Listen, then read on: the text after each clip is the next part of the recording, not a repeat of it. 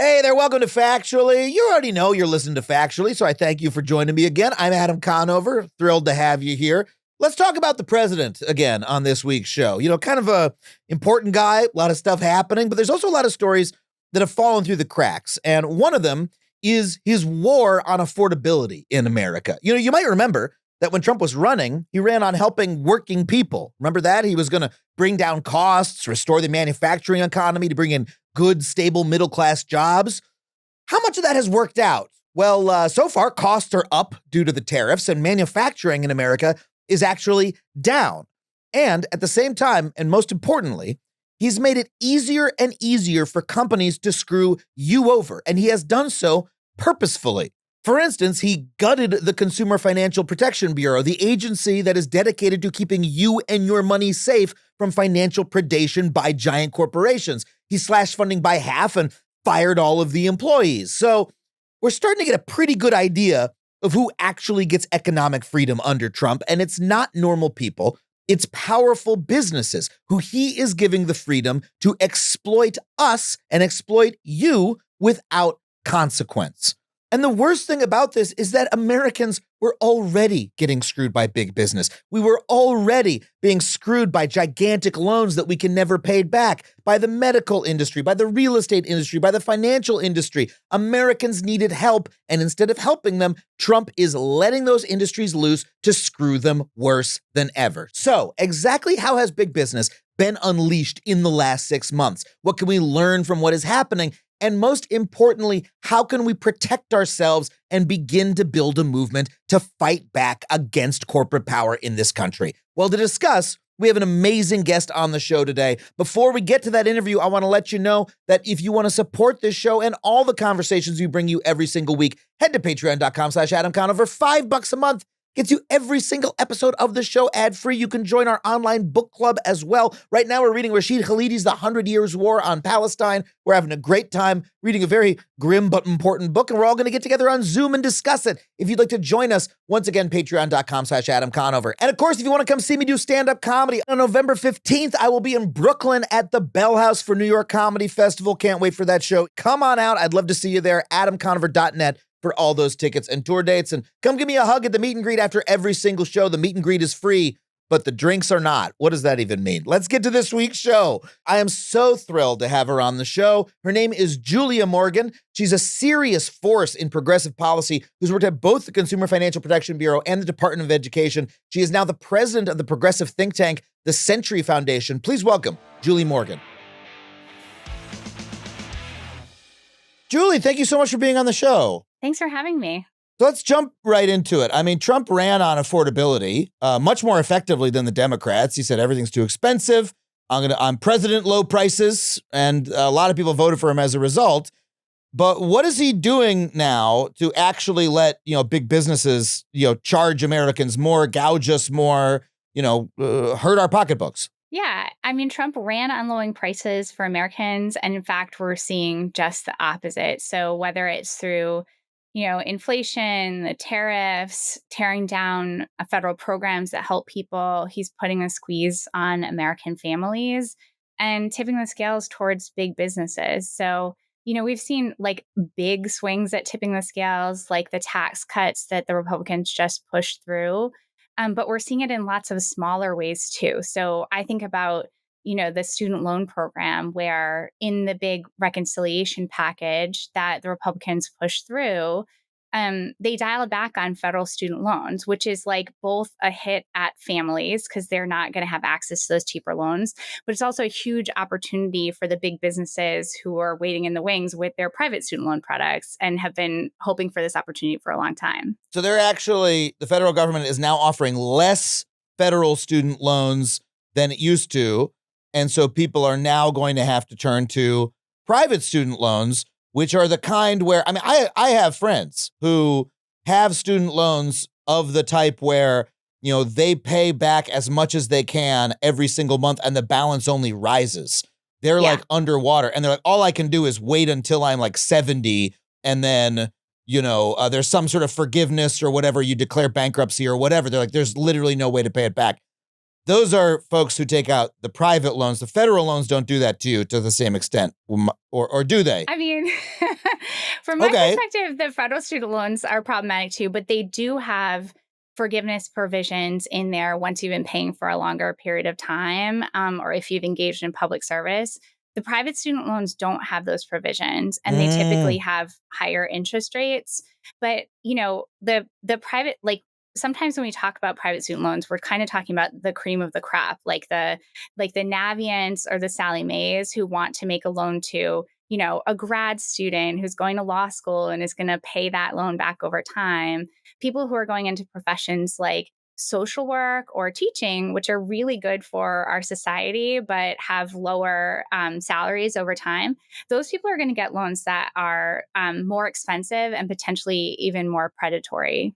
Right. And they're not going to be able to pay them back, right? Because those are not highly paid professions, social work or teaching, unfortunately. That's the big concern. That's a big concern. And until now, those people have been able to rely on public service loan forgiveness, where if they took on a loan from the federal government, after 10 years in repayment, they could get those loans forgiven.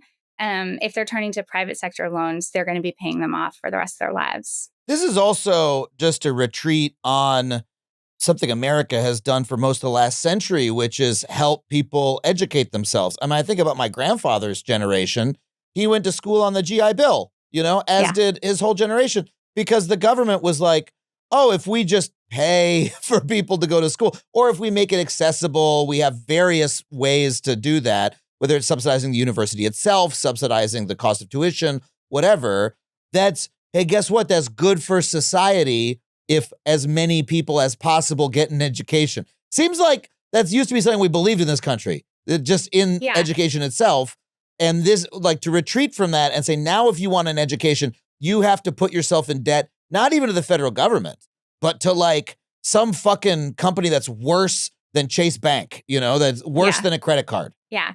I mean, I think it's a really good point. And it's also just a point about like how far we've gotten from what most people would think is a normal situation, right? Yeah. So, like, even under maybe the past 15 or 20 years of higher education policy, we moved from what you're describing, where the federal government was like, this is an investment in our communities and in our economy. And we're putting money in, and people are able to get an education debt free, to a place where we're kind of just trying to like we're all arguing over like slightly more affordable versions of debt for people, right? Yeah. We're really far from what people would think is normal. And I think, to your first point, like that's where Trump entered the space, was people being really fed up with this larger problem, and he's only making it worse.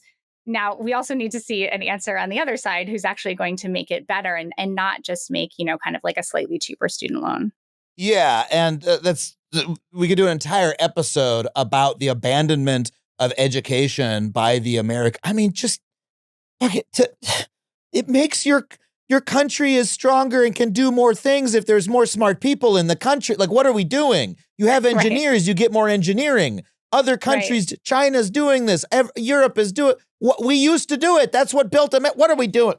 Okay, sorry. That's a nice summary of that episode.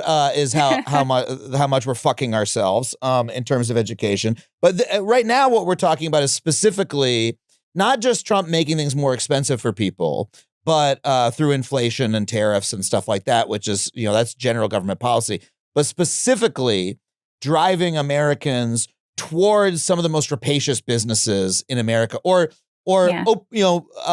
giving those businesses open season on Americans, saying, hey, the door's unlocked, come in and, pillage and plunder average Americans, including the people who voted for him. So tell me how he's doing that. Yeah. And, I see those things as two sides of the same coin. Like the tariffs and the inflation are driving up the costs. And then on the flip side, Donald Trump is giving the green light to these companies to come fill the gaps. So, I was a leader at the Consumer Financial Protection Bureau for a couple of years during the Biden administration. And we kind of saw this pattern again and again, right? Where there were larger public policy failures that drove up costs for families, whether that was on, big ticket items like education or healthcare, or on things like their groceries. And there are these companies like waiting in the wings who are all too happy to be like, I've got a way to solve your problem. Like, don't worry, it's not debt, it's not equity, it's this like whole new thing. And don't look too closely at the details. And Uh-huh. then sooner or later, you find that you're kind of hooked on this treadmill of high cost debt. So Donald Trump has both created the conditions, right, through higher costs for those products to be, really the only thing that people have to turn to, and really the way that they're kind of building a safety net for themselves as the safety net's being unraveled by the Republicans. But he's also taking apart the agencies that would actually police some of those companies. So it's both creating the conditions and also like removing the cops on the beat. That's really kind of supercharging the situation for families. Yeah, I mean, the Consumer Financial Protection Bureau was started about a decade ago, a little bit more than that. Hmm. But That's right. and It was go for it. Tell me. Yeah. So it was started in the wake of the last major financial crisis where we basically saw Oh that yeah, you could. remember that? Yes, okay. Where a whole lot of average people lost a whole lot of money because of the rapaciousness of Wall Street and financial firms. God, yeah, you're bringing me back. And yeah, Exactly. so some people said in government, hey, So guess what? Maybe we should do something about that. That's the Consumer Financial Protection Bureau. that's right. I mean, we probably didn't learn as many lessons as we needed to learn out of that crisis. But one lesson our policymakers learned was that you can have a massive financial crisis that starts as a consumer protection issue. Because at the Mm, core of that, there are a lot of reasons for the financial crisis, but a big one was that mortgages were being made to people who could not afford those mortgages. They were being taken advantage of by lenders. And so CFPB was born out of that in order to have a cop on the beat who's really just focused on enforcing the laws that are supposed to protect consumers from predatory financial products.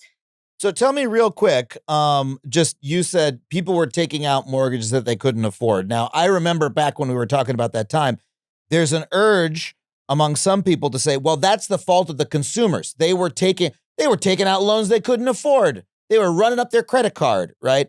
But why were those mortgages predatory in your view, rather than, being the fault of the people taking out the loan? I mean, people would say the same thing right now, right? With buy now, pay later or with credit card debt. That's like, well, people can't afford this and they're taking it on. But the banks are selling it to people. They're selling it to them as a product that they can afford. And I think like rationally, when you go to a bank, it seems illogical that they would be making you a loan that you can't afford, right? And for many Mm-hmm. people, like the ownership of a home is kind of the American dream. This is what they had been sold, and then they found themselves in these homes where, like, yeah, maybe they could make the mortgage payment when conditions were perfect, but when their financial situation changed, they found themselves massively underwater. So and the CFPB, when Congress created CFPB, one of the first things it did was put in place some guardrails on how lenders make those mortgages to make sure that, it's not the financial incentives for their individual brokers that are driving the deals. It's actually what's in the best interest of consumers. Yeah, I mean, there, there's a constant push pull in society between selling something that is fine for some people, but other people are going to be really harmed by it. Alcohol is a great example of this. Like, do we blame the alcoholic? Well, some people have such a problem, you actually can't blame them. And at some point, you need to like blame the company and say, you're marketing this to the wrong people. You're marketing something that's too strong. And that's why we have some restrictions on what you can sell. You can't sell Everclear for a quarter at the corner store. You know what I mean? Or whatever the fuck. And so the loans that were being sold at that time were specifically to people who had no business taking out the loan, and then was structured in a way such that like when they couldn't pay, they were really harmed by it. And it harmed the rest of the fucking economy, right? Right. That's right. That's right. And I think it was, a like really strong lesson in how you can get from individual household crises to larger systemic risk, Yeah. which is exactly why I think we ought to be paying attention to what's happening to borrowers right now, where people are taking on, loads of debt, not just to pay for big ticket expenses like a house, but really to pay for their groceries and their rent and their daycare and their everyday expenses. And nobody's really minding the store on what that means for the economy writ large. Yeah. Isn't there also part of this where, we don't talk often enough about people need debt in order to survive. Like, in fact, every business, every person makes use of debt. I have a mortgage. That's me taking on debt. Every business takes on debt. Donald Trump used to call himself the king of debt, right? Because he would borrow money in order to build something. Like, that's what every business, is what everybody does. And so we need debt, but people who are at the bottom end of, the poverty line, they need it too. But often the only, tell me if I'm right about this, often the only debt that they have access to is extremely high interest, extremely predatory debt that other people wouldn't, I wouldn't take that loan. But someone who's in an extreme situation, oh my God, I need enough money to pay rent. I need enough money to buy food. I need a baby formula for my kids, something like that. Right. They don't have access to the, good, safe debt that Donald Trump or even I or you do. Is that right? Yeah, I mean, I think there's a couple of things to unpack there, right? One Yeah. is what do we think people ought to be taking on debt for? I think as a society, we're kind of comfortable with people taking on debt to buy a home. And we have these kind of like middle ground areas like higher education, where some people are perfectly comfortable with it. Others of us are a little bit ambivalent about whether that's something that you should take on debt for.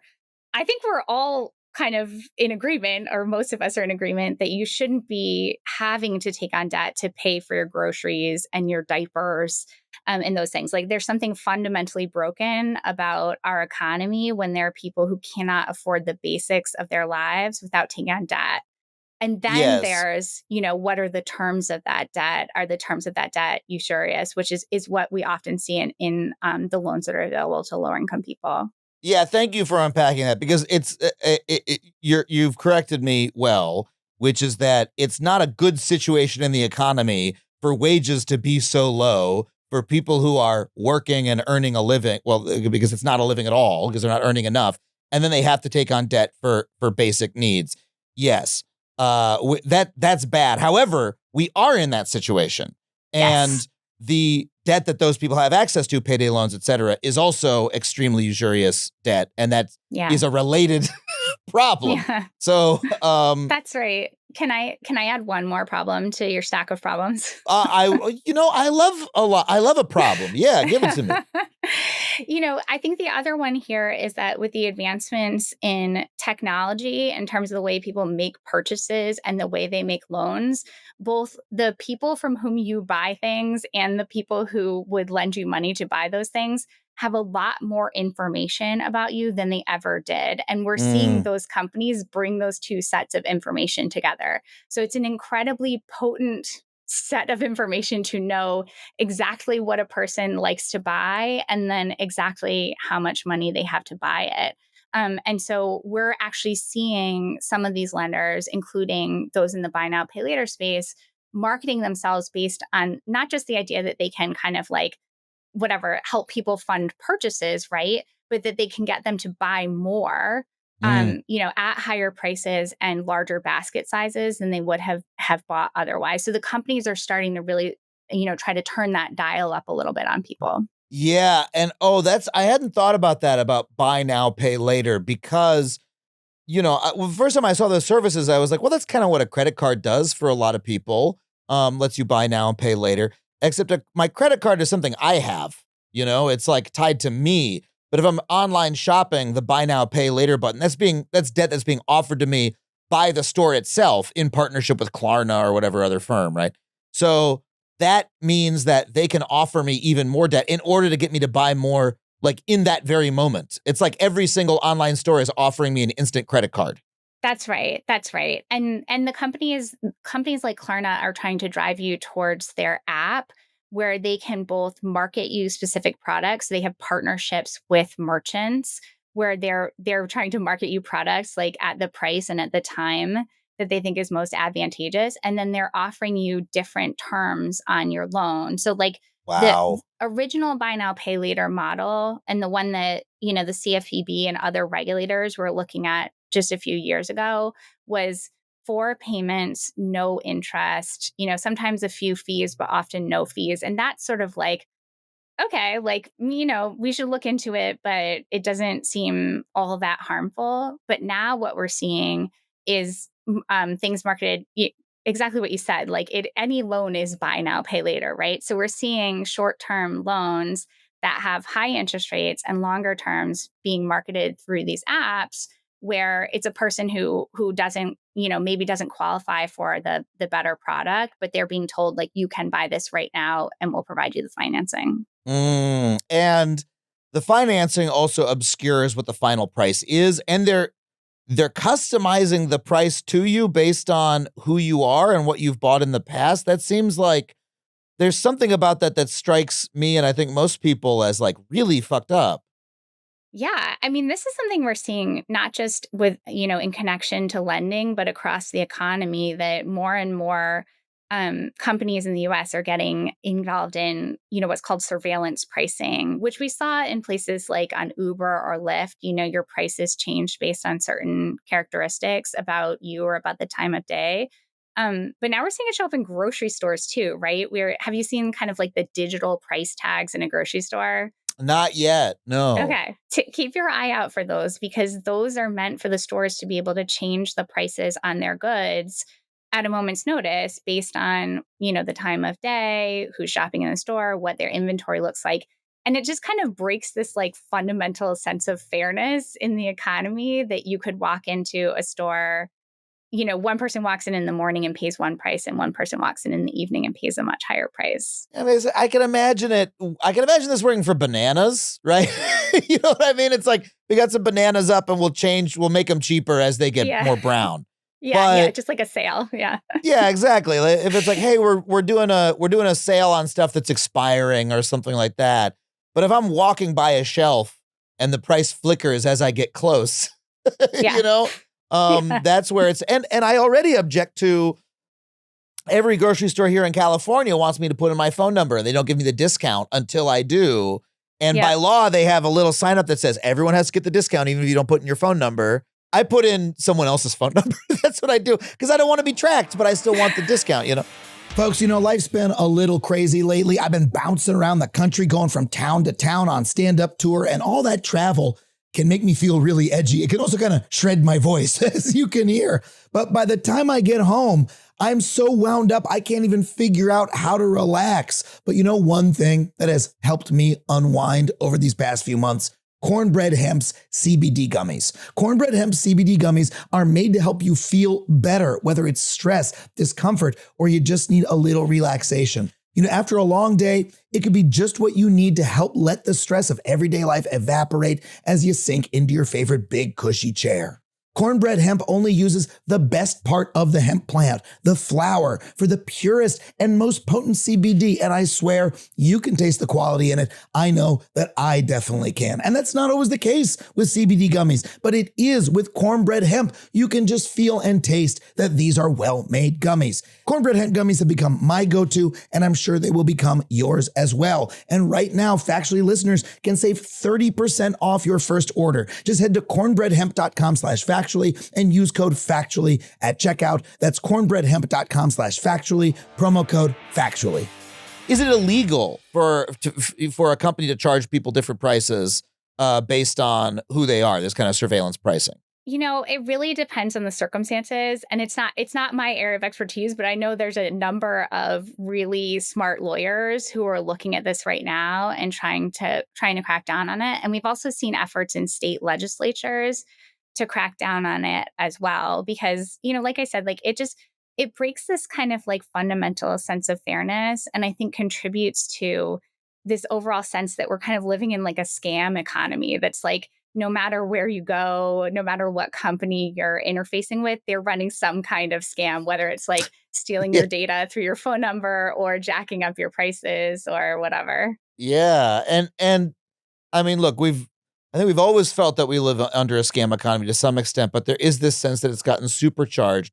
And specifically, this debt that you're talking about is everywhere now. There's a headline a little while back that pretty soon, or maybe they've already put it in, you'll be able to use Klarna on DoorDash so you can get your delivery meal on layaway, basically. Like that strikes people as really fucked up.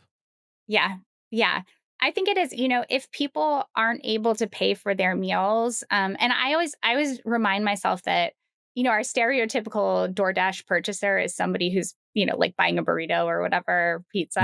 Mhm. But some companies like dollar stores are partnering with places like DoorDash in order to do delivery. So in some cases, people might be using Klarna to pay for a burrito, which is like troubling in and of itself. But in other cases, it might be people who are actually still just buying the basics and trying to get it delivered. Either way, it seems pretty troubling for where we're headed in terms of our society and our economy. Yeah, I mean, if you think just 20 years ago, I used to just get delivery. I'd call the Chinese restaurant. They'd send a guy on a bike. You know what I Yeah. mean? And it would cost an extra $5 or whatever. Yep. I'd give the guy $5 or they'd put $5 on my bill. If you were a senior citizen, your grocery store would do delivery. You'd call them up and say, Yep. give me XYZ. But now, not only are you using a separate app that charges a separate delivery fee, now they want you to take out a usurious loan in order to Yeah. do it. Like, Yeah. this is And the once sense in which it's again, gotten worse. I'd like to stack one more problem on top of that, if I may. Please give it to me, yes.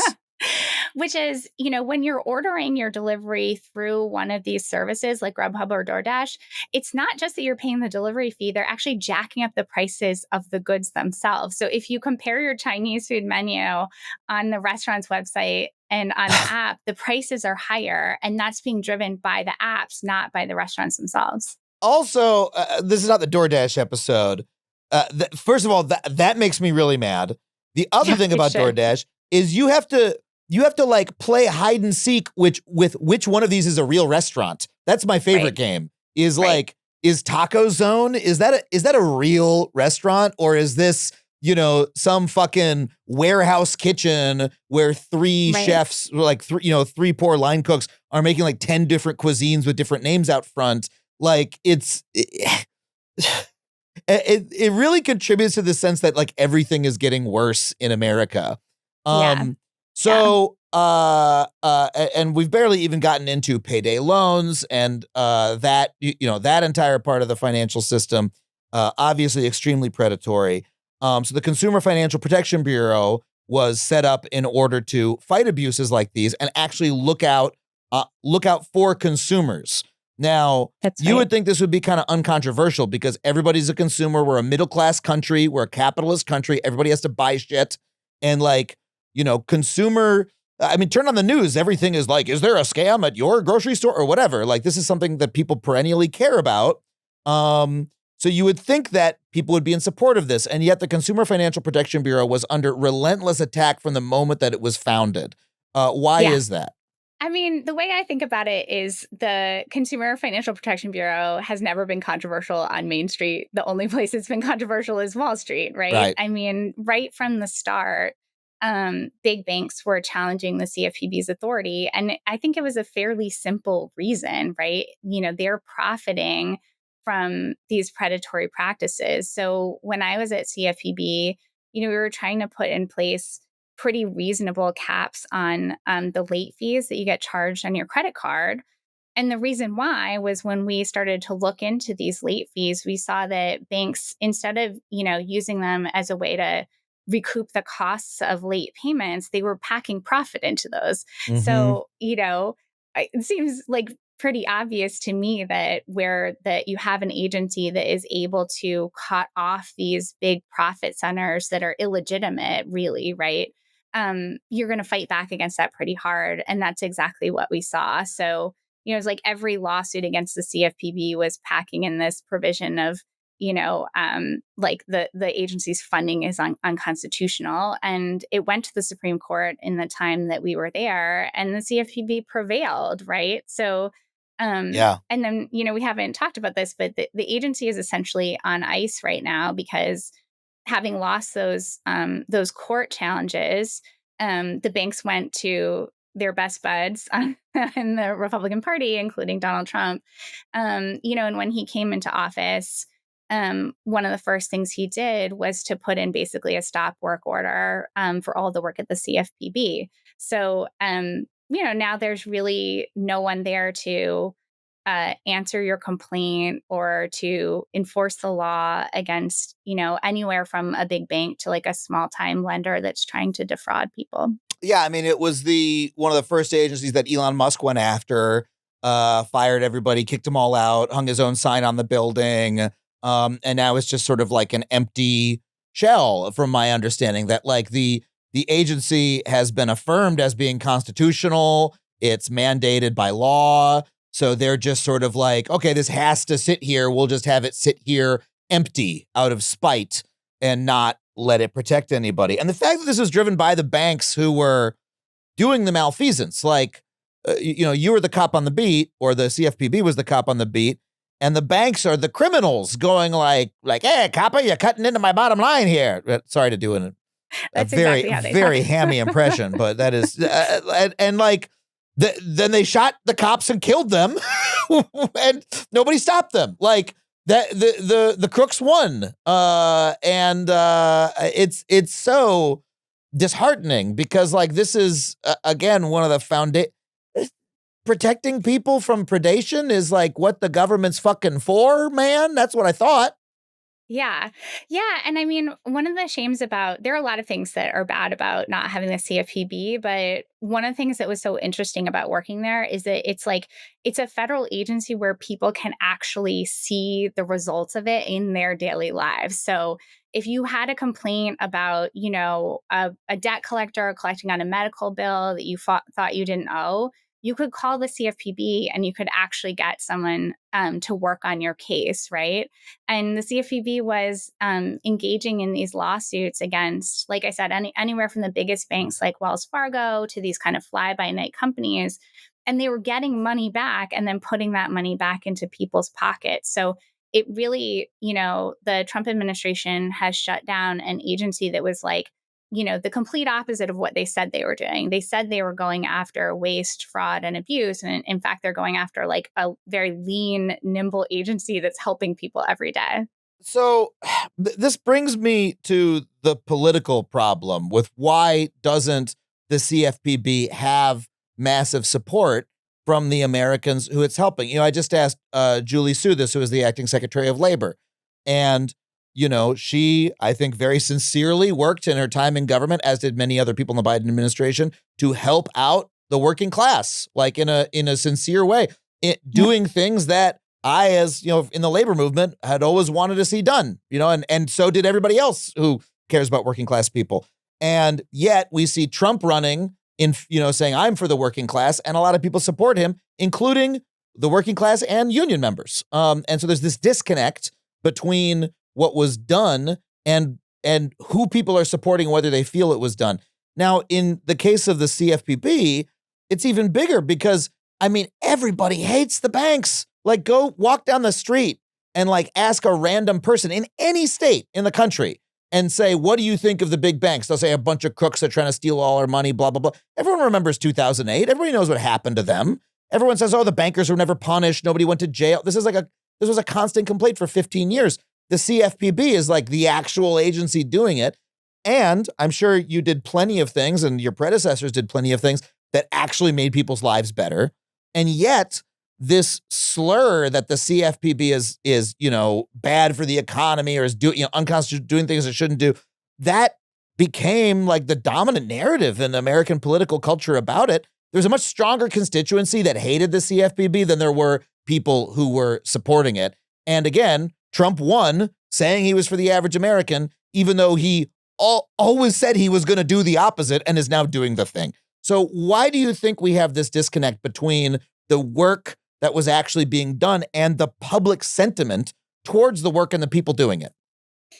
Yeah, I don't think the public sentiment was against the CFPB. When Donald Trump was running for president, he wasn't running on defunding the CFPB, right? He was running on, I'm going to cap your credit card interest rates, which is work that would have been done by an agency like the CFPB. Mm-hmm. I think there was a broad understanding that the work of agencies like CFPB is really popular among people. And so when the question is, why does that popularity, why does that appreciation of the agency's work not matter? I think the simple answer is money in politics, right? The lobbyists are incredibly strong. The banks are incredibly strong. And we have a president who is clearly there to enrich the wealthy and the wealthiest businesses and not to serve the American people. So, to me, the answer there is pretty clear. But I think on your other point about, working class voters voting for Trump, I think that's a more difficult question for us all to answer. To me, part of the answer is that we did do great work during the Biden administration. I'm really proud of the things that we did. And I also know, even on the issues I worked on, we couldn't match the scale of the problem that people are facing, right? Well, like right now, we did a survey. We've got 1 in 4 people saying that they're skipping meals to pay their bills. We haven't offered policy solutions or changes really that people can see every day in their lives at a scale that actually matches their healthcare costs, the fact that they can't retire, that paying their rent is, really difficult, that higher education is, for many people, either like a dream or, just a chance at indebtedness. I really like your second answer. I want to push back on the first one just a little bit, though, because, and then I want to come back to your second point, because I'm sure that, there's probably some polling that has been done about, hey, how many people support what the CFPB is doing if you ask them on a poll, right? Yeah. And say, okay, they're supportive of that, and there's not that many people who are anti it, even though the people who are anti the CFPB or this kind of regulation are extremely strident and angry about it. But what there isn't is a strong constituency to like affirmatively protect it. Like there's a reason that Donald Trump doesn't really go after Social Security. Sometimes he talks about it, right? But it's because he knows that like really most of America and his own voters will fucking flip out, right? If they touch it. Like there are programs that the public rallies to protect, And the fact is, Trump was able to go after the CFPB, destroy the entire agency, and the public shrugged, I gave a shit. Yeah. A lot of people like me gave a shit. The Liz Warren fans of America were very upset. All 50,000 of us, all the Rachel Maddow viewers in the world were mad about this, right? But most people in America did not even fucking hear about it. Like they don't know it happened. But they do know about Social Security. And so I do think there's a big gap there that we have to be really honest with ourselves about. And I think maybe the existence of the gap is because of your second point, that like we were not actually doing enough. So do you feel that like the mission of the agency or of the Biden administration generally just wasn't radical enough in order to protect people, that it was not aggressive enough? Well, we should talk about that, but I just want to come back to what you said. You said something about... We keep having to come back to everything. We should say our things one at a time is what we should do. We're doing great. We should.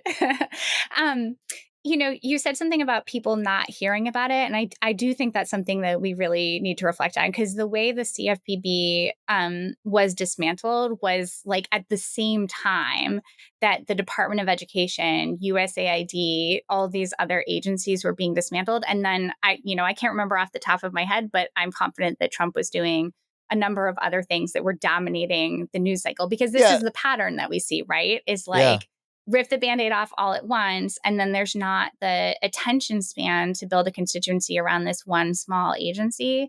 And I just think that's something that we're going to have to contend with for the next 4 years, because really important things are happening, and they're happening under the radar. As you were talking about the importance and the popularity of Social Security, I'm reminded of Medicaid, because when you look at the polling on cuts to Medicaid, it's hugely unpopular, and they did it, right? They knew it was unpopular. You could see some of them wavering on the edge of, is this a bad idea? And then they did it anyway to fund tax cuts for the richest. So it's a pretty high bar to actually get people to pay attention to and to mobilize around stuff, even when they really care about it. Mm-hmm. It's true. There were. We should give a lot of credit to Trump for his insanely successful strategy of how to destroy things.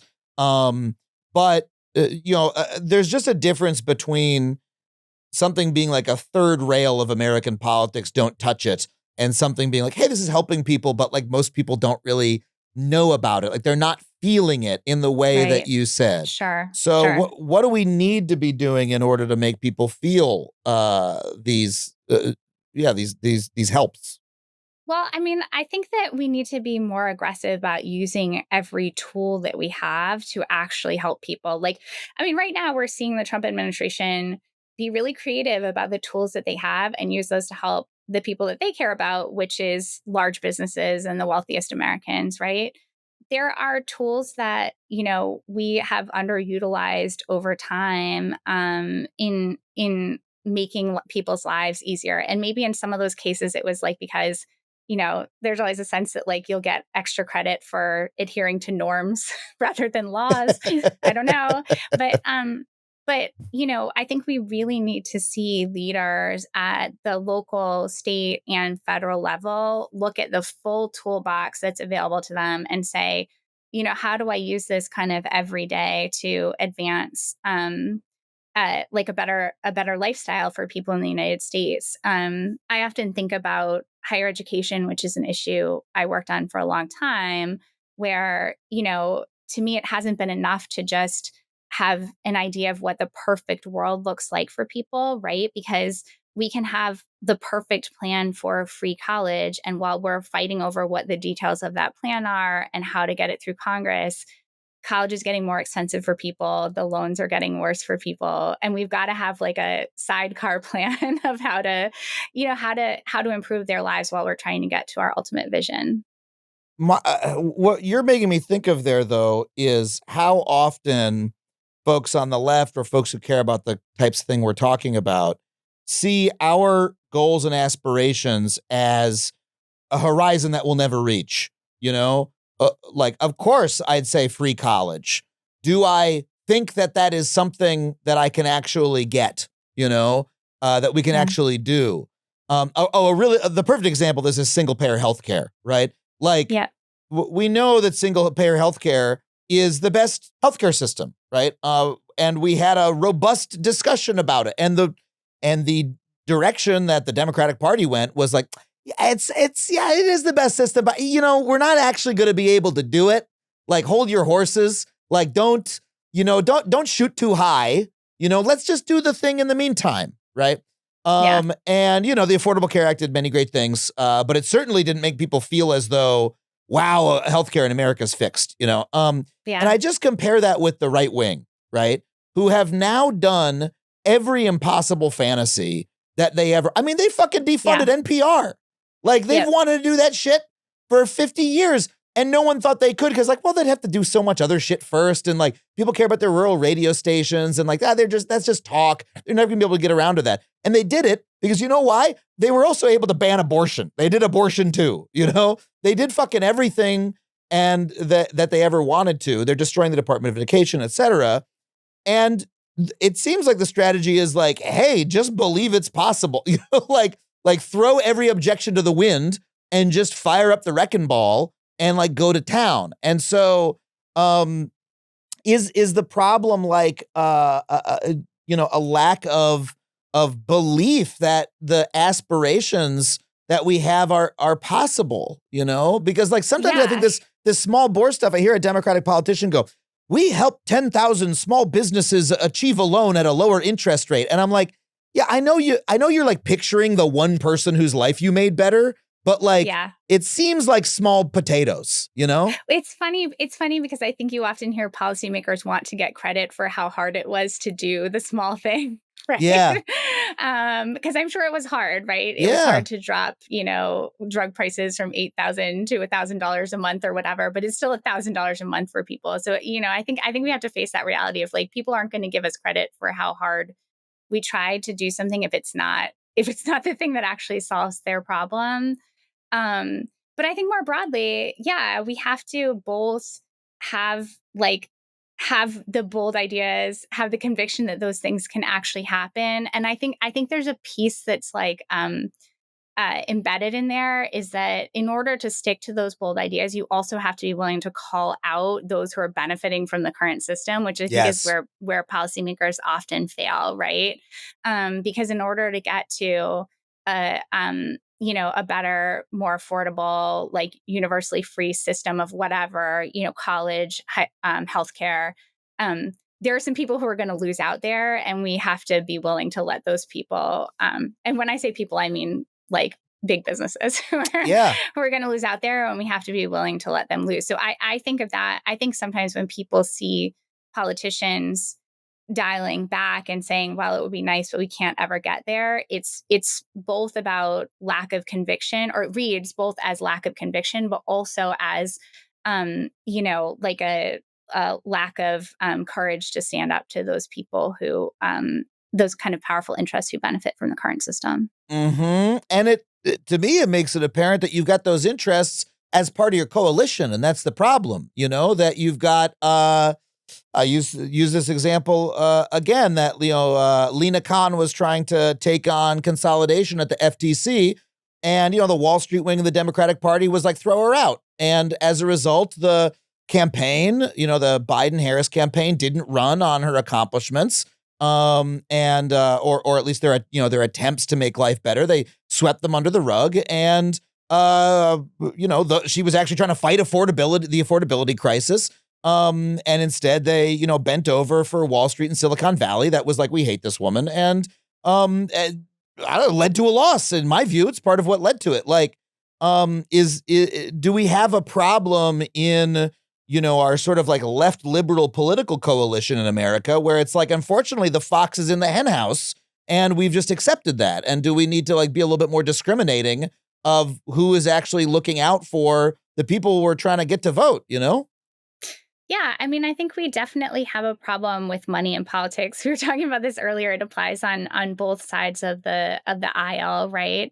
And I think it's wild because when you look at, the polling on these issues, for the vast majority of people, when you ask them what the problem is, they're saying the accumulation of power with the wealthiest. They're looking for policymakers who are going to take on billionaires and who are going to take on the wealthiest and most powerful businesses in America. So it seems pretty straightforward that that's where we need to be going. But we need policymakers to step up.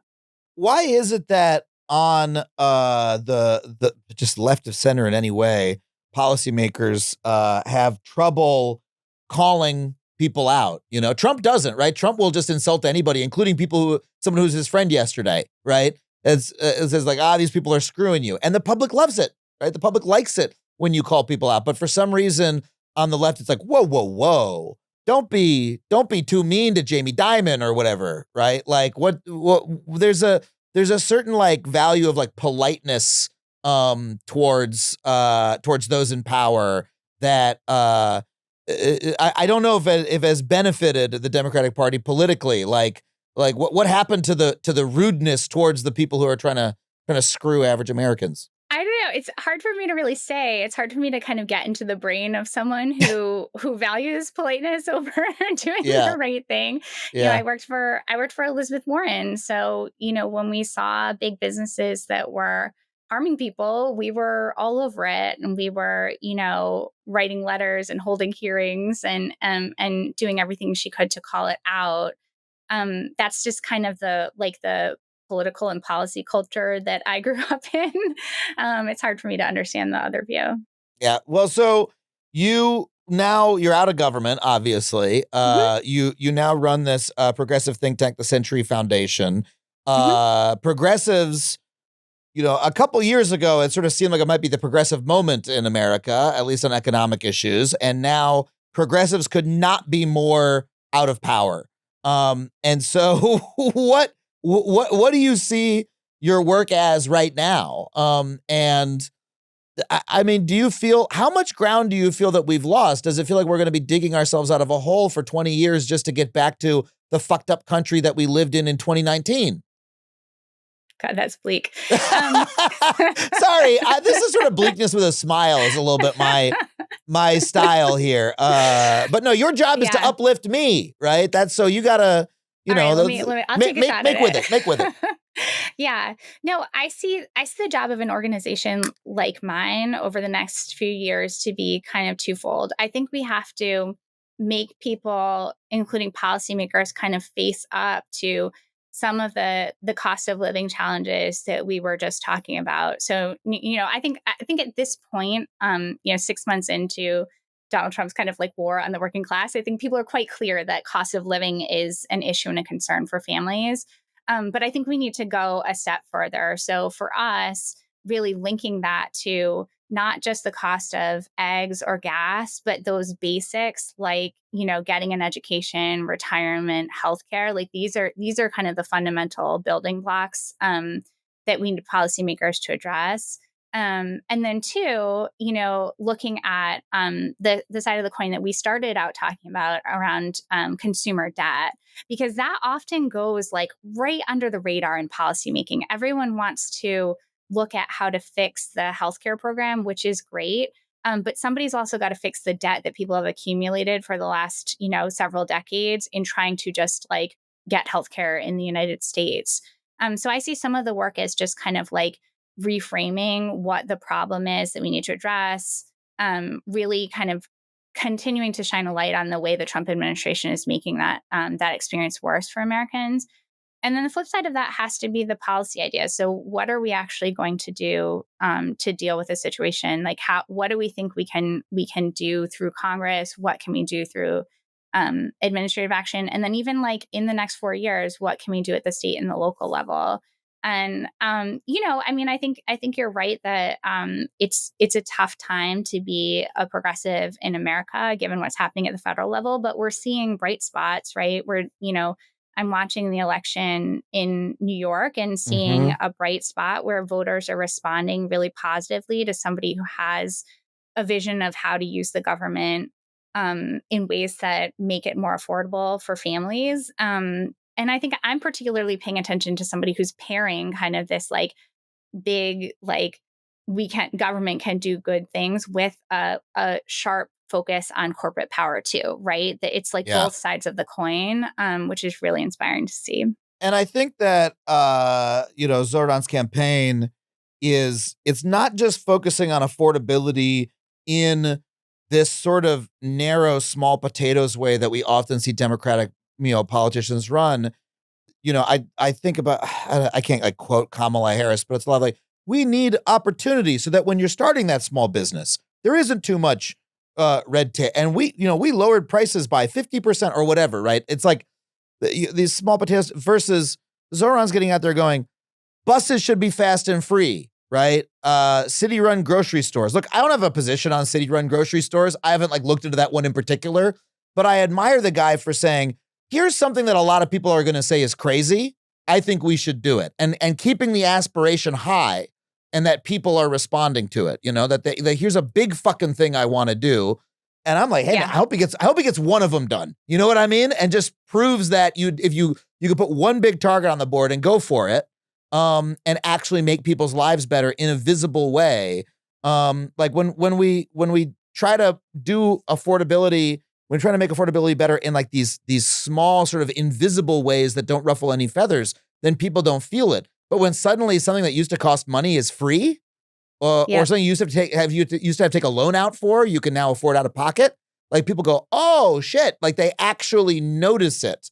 Their lived experience is literally different, and they connect it to the person who they voted for because the person said they were going to do that thing. It feels like that's what we've been missing a lot lately. Yeah, I think that's right. I mean, I think you're seeing Mamdani like really target those pain points that people can see every day in their lives. Like, what better thing to think about than transportation? If you live in New York, the cost of transportation is a daily challenge, right? So he's really targeting kind of these big ticket, either big ticket or big pain point issues for families. Mm-hmm. And yet you're seeing him, he had this homeostasis response from the Democratic Party. Saying, whoa, we can't have this guy.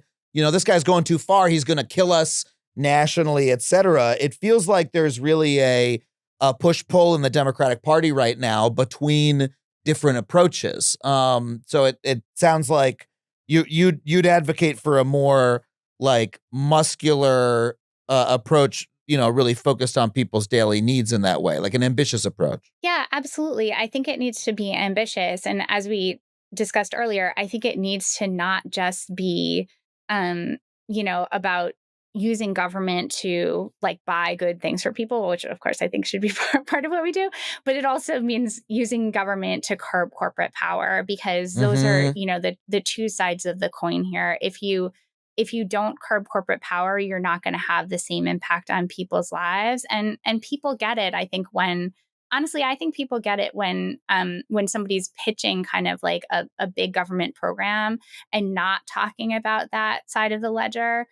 People see the power dynamics in their lives every day. They see it playing out on the news. And so it rings hollow when you're not kind of attacking both sides of that.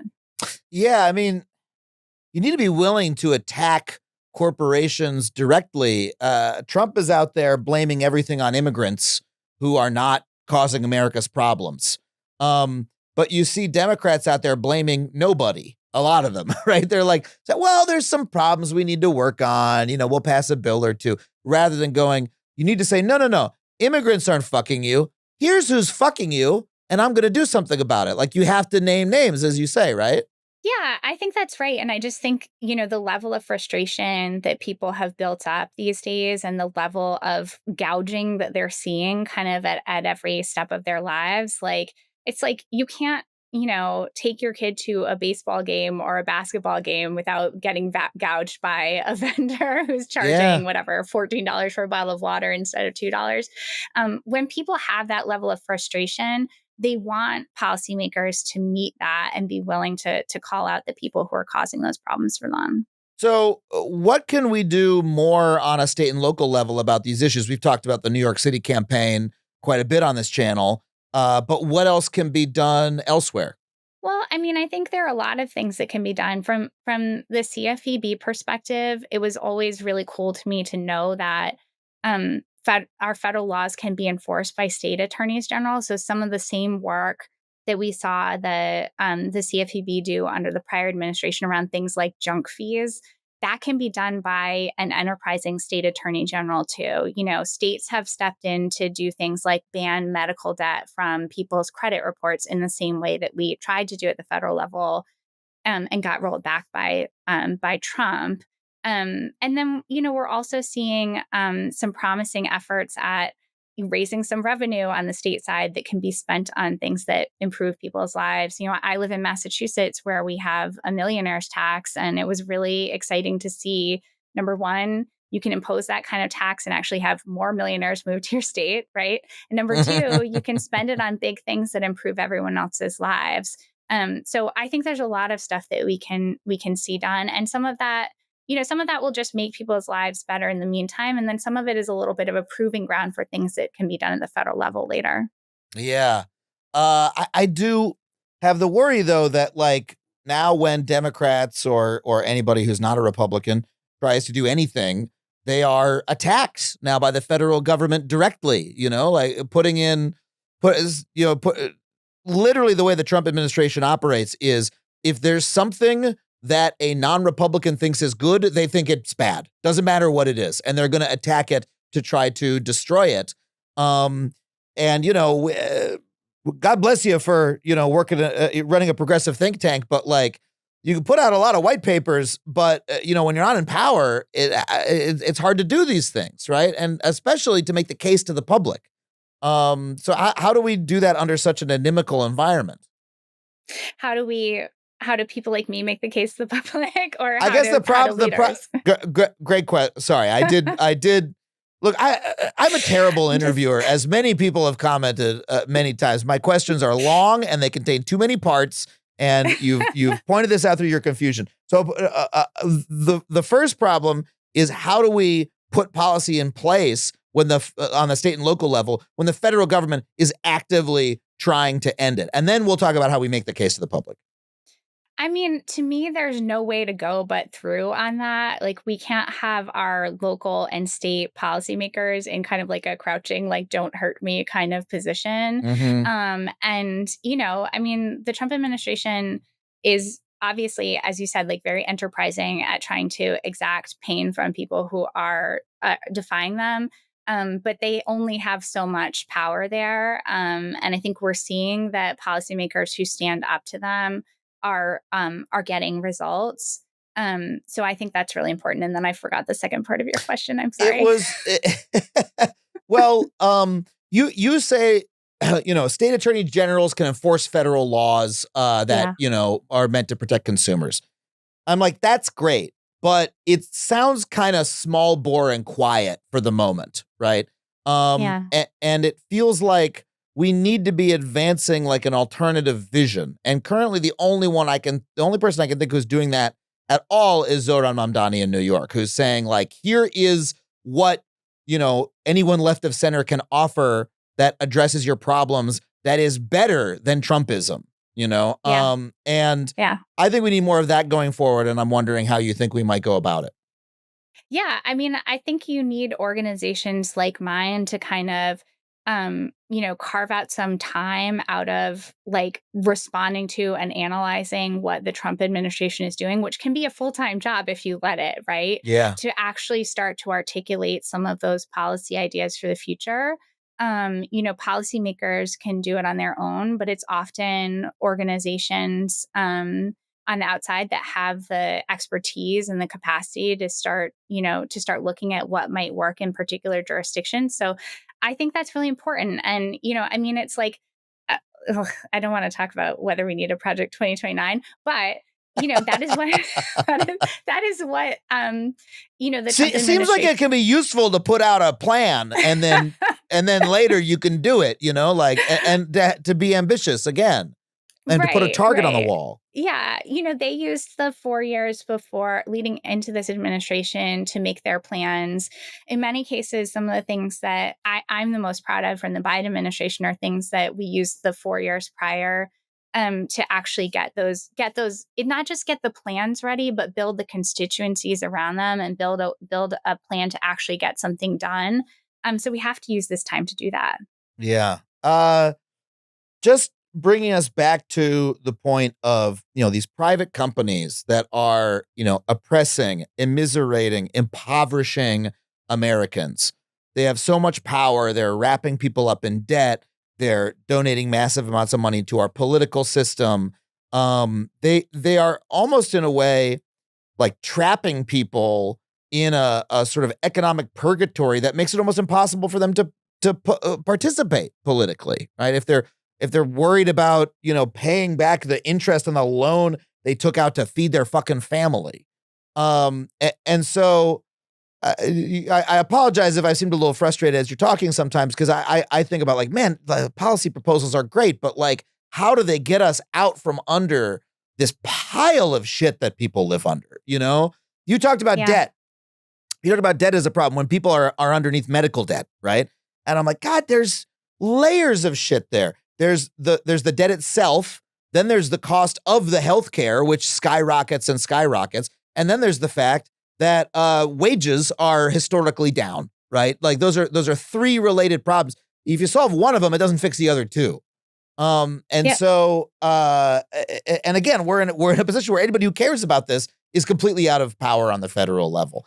And so I guess I'm wondering, like, what more can we do as citizens even to fight back against this pile? Because I'm like, we don't have like 3 years, to wait to get started. What can we be doing right now to help each other in this fucking hellscape we live in? No, totally. Look, I think for many of these issues, like healthcare and medical debt is a good one. There's like a big policy solution. And I don't want to sound like I'm walking away from the big one, because I'm totally with you that we actually have to say it and mean it and push for it, like whatever our massive solution is on an issue like healthcare. But these are places where we have this kind of web of laws at the state level that both state policymakers and individuals can use to push things along, right? Medical debt can be taken off of people's credit reports. Most states have a set of laws around unfair or deceptive practices that is incredibly broad and gives the state a lot of authority to go after these businesses. Like what we found at the CFPB was when you start lifting up the hood on these businesses that seem like they're engaging in some sort of unfair practice, they actually are. And like the law can be a useful tool there. And it's not going to, like solve the problem in one fell swoop. But I think to your point, like particularly at the point we're at now, where people are being so hammered by the Trump administration and so layered under debt, it's worth it for us to take those steps just to remove a layer of the burden that's on top of working families in this country. And so, I think we should be asking our policymakers at the state and the local level to really look at these issues and to not just kind of be proceeding like business as usual, but like like the majority of American families are experiencing a household financial crisis. We need our policymakers to step in and alleviate some of that burden. And I think it's important both for individuals' finances and the economy, but it's also important for democracy, for the points you raised, right? Like this is a really critical issue across the board. And there are steps that can be taken at every level. Yeah, the level that I'm curious about, though, and maybe you don't have a view on it, but you said policymakers many times, and those are important people, right? They have power in the system, and they should be looking at what they can do. But I'm also looking about like us as citizens, as actors in the marketplace, Yeah. and Yeah. the thing that I learned from my union work is we didn't ask anybody to make Hollywood a better place. We didn't donate. We didn't pray. We wrote letters to policymakers. We asked them for their help, but we actually fucking did it ourselves, right? We collected our power and we forced the change to happen, and we could have done it without anybody else's help. And so I'm wondering about when we're talking about debt, the phrase debtors union comes to mind. I just dropped my pen and hit myself in the face. I'm so excited about this. I've heard of this phrase. I don't know much about these. What possibilities there are for like collective organization. But like, is that something we should be looking at? Yeah. I mean, there are organizations that focus solely on this that are far more expert than I am on like which kinds of debt and when, but there has definitely been collective action in the past to put pressure on, on certain creditors, like, debt strikers who were threatening to not pay their federal student loans in order to, to put pressure on for better solutions. Oh, yeah. I think those are really important. There are also groups that have pooled together funds in order to buy medical debt or student loans and forgive those loans. So there's a lot of things that can be done by, small groups of very determined people on these issues. And I think it's incredibly important. I'm glad to hear it. I think so as well. It just, again, we're so much at this. I hope we're at the bottom of how bad things are going to get. And it feels like we need to be doing absolutely everything to dig our way out as the Trump administration continues to shovel more shit down onto us as we're at the bottom of maybe we're at like the bottom of an outhouse. You know what I mean? Like we fell, we fell. And then, Trump's up there just shitting, just taking more shits. We're just getting more and more covered. And we're like, we gotta fucking start tying a rope together or something. We got to get out of this. Sorry to end on the grossest metaphor I've perhaps ever come up with as a comedian. I really thank you for coming on the show and for doing the work that you do. How do you suggest, how can people get involved, right? Like, is there action that folks can take in their day-to-day lives to help them and their community stop being fucked by these rapacious corporations that the Trump administration is helping do it? Yeah, I mean, I would say really look for some of those organizations that provide collective action. I mean, I also, you brought this up and I should have followed up on it, but the unions, labor unions have been extraordinarily important in fighting back against corporate power and in seeking relief to debt, both for their members and for other people. So, continuing to work with your union or joining a union, I think is incredibly important. But watch what's going on at the local level, join these organizations, start these organizations, and we'll be doing our best at the Century Foundation to support that kind of work. Yeah, where can people find your work on the internet? We're at tcf.org. Julie, thank you so much for coming on the show today. I really can't thank you enough. Thank you. I really appreciate it.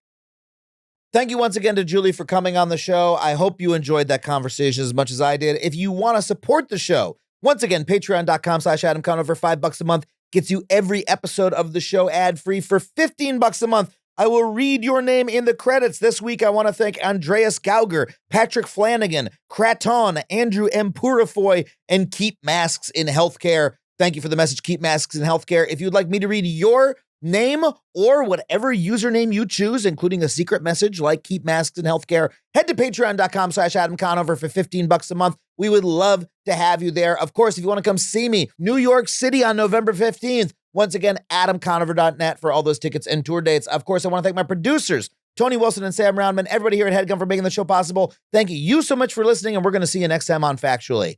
Mwah. That was a HeadGum podcast.